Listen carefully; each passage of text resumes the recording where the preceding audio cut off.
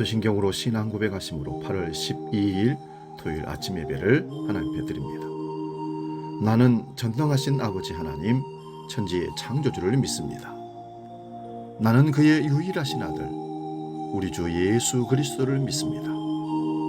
그는 성령으로 잉태되어 동정녀 마리아에게서 나시고 본디오 빌라도에게 고난을 받아 십자가에 못 박혀 죽으시고 장사된 지 사흘 만에 죽은 자 가운데서 다시 살아나셨으며 하늘에 오르시어 전능하신 아버지 하나님 우편에 앉아 계시다가 거기로부터 살아있는 자와 죽은 자를 심판하러 오십니다.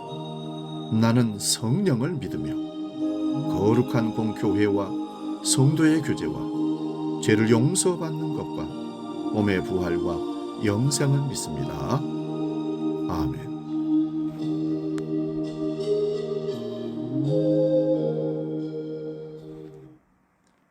찬송가 455장 주님의 마음을 본받는 자 함께 찬송합니다.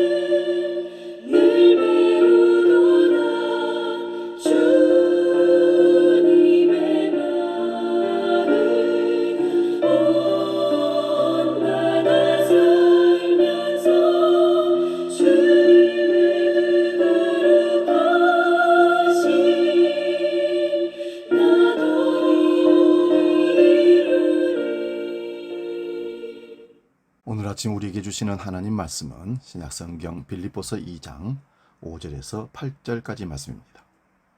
이 말씀 봉독할 때에 살아계신 주님의 음성을 들을 수 있기 바랍니다. 빌립보서 2장 5절에서 8절 말씀, 신약성경 319면에 있습니다. 지금 봉독합니다. 너희 안에 이 마음을 품으라. 곧 그리스도 예수의 마음이니 그는 근본 하나님의 본체시나 하나님과 동등됨을 취할 것으로 여기지 아니하시고 오히려 자기를 비워 종의 형체를 가지사 사람들과 같이 되셨고 사람의 모양으로 나타나사 자기를 낮추시고 죽기까지 복종하셨으니 곧 십자가에 죽으심이라. 이러므로 하나님이 그를 지극히 높여 모든 이름 위에 뛰어난 이름을 주사 하늘에 있는 자들과 땅에 있는 자들과 땅 아래에 있는 자들로 모든 무릎을 예수의 이름에 꿇게 하시고 모든 입으로 예수 그리스도를 주라 시인하여 하나님 아버지께 영광을 돌리게 하셨느니라. 아멘. 오늘 봉독한 말씀으로 타이어의 공기를 빼라, 이런 제목으로 잠깐 말씀의 은혜를 나눕니다. 우리가 세상을 살다 보면 예기치 못하는 복병을 만날 때가 참 많습니다. 그러나 삶의 지혜를 얻으면 그 위기를 극복하고 생존할 수가 있습니다. 그러므로 당황하기보다는 다른 사람들의 지혜와 하나님의 지혜를 구하는 겸손함이 우리에게 늘 필요합니다. 오래전 사막을 건너는 6가지 방법이란 책의 제목을 보고 그 책을 펼쳐서 읽어봤습니다. 저자는 인생의 사막을 여행하는 6가지 지혜를 소개했습니다. 그중 한 가지가 마음을 사로잡았습니다. 모래에 갇히면, 모래에 차가 빠지면 타이어의 바람을 빼라라는 것이었습니다. 이거는 실제적으로 해수욕장 들어가서 그 일을 경험해 본 적이 있습니다.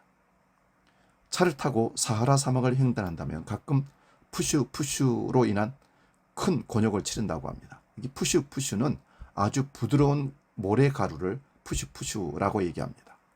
사막 운전자들에게는 악몽 같은 존재가 바로 그런 것입니다. 여기에 타이어가 빠지면 오도 가도 못하게 된다는 것입니다. 이때 필요한 지혜가 타이어의 바람을 빼라입니다. 타이어의 공기를 빼면 타이어 표면이 넓어지면서 모래 늪에서 벗어나게 된다는 얘기입니다. 차의 높이를 낮추는 것이 모래 위로 올라서는 길은 그런 방법입니다. 인생의 사막을 지나갈 때도 자신 있게 달리던 차가 모래 늪에 빠져 난관에 봉착할 때가 있습니다. 야곱은 인생의 고난을 맞아 야복 강가에서 밤새 기도하며 잘못된 자아와 교만의 공기를 빼버렸습니다. 자신이 낮아질 때 비로소 수렁에서 벗어나 모래 위로 올라서서 전진할 수가 있는 것입니다. 아스팔트 위를 신나게 달리던 한국 교회가 사막 가운데 빠져서 푸시푸시에 빠져서 지금 지쳐버리고 멈춰버렸습니다. 엔진은 살아서 요란한 소리를 내지만 더 이상 전진하지 못한 채 고철덩어리가 되어가고 있습니다. 헛된 욕심에 갇혀 가속 페달을 밟으면 바퀴는 더 늪에 빠지게 되고 벗어나지 못하게 되는 것입니다. 그럴 때 지금이 타이어의 공기를 뺄 때라는 말씀입니다. 그래야 정체의 늪에서 벗어나 다시 속도를 내고 목적지를 갈 수가 있습니다. 사막의 모래 늪에 빠져있는 한국교회와 이를 운전하는 지도자들은 무슨 생각을 하고 있을까요? 공기를 빼는 지혜를 알고 있을까요? 안다고 해도 공기를 빼는 일은 쉽지 않을 것입니다. 자신을 비우고 낮아져야 하기 때문에 그렇습니다. 중세 기독교회는 교권을 이용해서 너무 많은 것을 가지고 누리다가 부패했습니다. 이 때문에 개신교가 종교 개혁을 통해서 출발했습니다. 그런데 그런 한국 개신교회는 불과 한 세기를 넘어 달려오다 개혁의 대상이 돼 모래의 늪에 빠졌습니다. 성직을 성공의 수단으로 여기는 비뚤어진 철학, 목회 철학, 모든 것들을 물질의 기준에 평가하는 자본주의 영성이 숫자와 재정적인 많과 적음이 교회 안에 가득 차 있습니다. 물론 참된 신앙과 삶을 갈구하는 자들이 있지만 잘못된 모습들이 더 커 보입니다. 그런데도 교회는 여전히 가진 자나 그렇지 못한 자나 한 가지로 세상 것을 탐하고 높은 자리, 대접받는 삶을 추구하는 욕망의 화신들이 스스로 전락하고 변해가고 있습니다. 하나님의 본체로서 종의 형체를 가지셨던 예수님께서 이 광경을 보시고 얼마나 슬퍼하실까요? 세상의 높은 자리에 있던 사람도 그리스도인이 되려면 예수님 발 아래로 내려와야 합니다. 많이 가진 자도 내려놓고 겸손히 예수 그리스도 앞에 엎드려야 합니다. 많이 배운 자도 내려놓고 예수님의 십자가 앞에 엎드려야 합니다. 바울은 우리들이 그런 예수님의 마음을 소유하기를 명령하고 있습니다. 본문 5절을 보십시오. 너희 안에 이 마음을 품으라. 곧 그리스도 예수의 마음이니. 명령입니다. 모래 늪에 빠져있는 한국 교회에는 바퀴에 공기를 빼듯 낮아지고 겸손해지고 십자가 앞에 다시 엎드려야 합니다. 그래야 그 늪에서 빠져나올 수 있습니다. 우리는 이 겸손의 주님의 마음을 배워서 더 낮추고 겸손하고 무릎을 꿇음으로 한국교회의 새로운 장을 열어가는 그런 역사를 다시 하나님 앞에서 결단하고 써가야 할 줄로 믿습니다. 기도하겠습니다.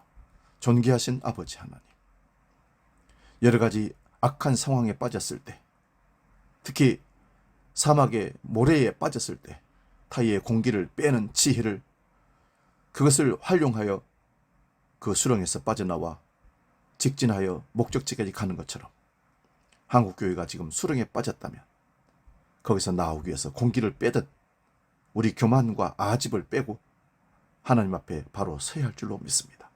십자가 앞에 낮추고 서야 할 줄로 믿습니다. 그래야 다시 한국교회는 개혁되어지고 성장하고 성숙되어 갈 줄로 믿습니다. 이제는 주기도로 함께 기도합니다. 하늘에 계신 우리 아버지, 아버지 이름을 거룩하게 하시며 아버지의 나라가 오게 하시며 아버지의 뜻이 하늘에서와 같이 땅에서도 이루어지게 하소서. 오늘 우리에게 일용할 양식을 주시고 우리가 우리에게 잘못한 사람을 용서하여 준 것 같이 우리 죄를 용서하여 주시고 우리를 시험에 빠지지 않게 하시고 악에서 구하소서. 나라와 권능과 영광이 영원히 아버지의 것입니다. 아멘.